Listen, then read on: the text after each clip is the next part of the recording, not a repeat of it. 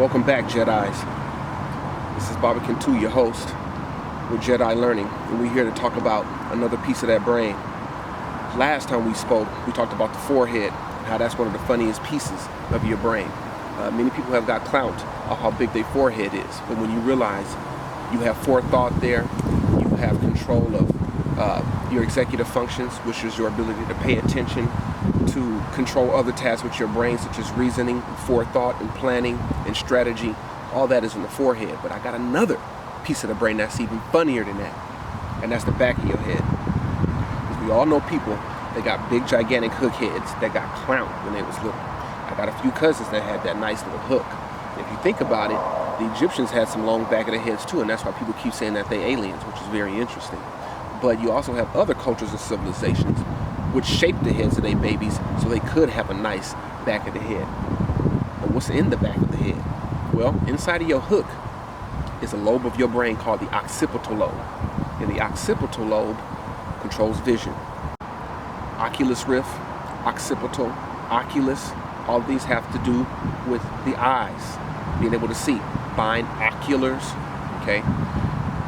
Now what I'm talking about when I'm talking about an oculus nerve, I'm talking about a visual nerve. And in the back of your head, in that occipital lobe, it controls all your visual, primary visual cortex is right there. So you have a left half of your brain and a right half of your brain. The right half of your brain controls what you see on the left eye. The left half of your brain controls what you see on the right eye. So both eyes are connected to each hemisphere. If I have damage to any one hemisphere of the brain, because both eyes are connected, I'll still have partial vision in both eyes, okay? What happens if I get damage to other parts of the brain? Well, I'm sorry, to the back of the brain. What else happens to it? You can develop what's called visual aphasia, which simply means you can still see stuff, but you won't be able to recognize things by seeing it. You'll still be able to recognize things by touch, smell, and other senses that you have, but you won't be able to recognize things through vision anymore.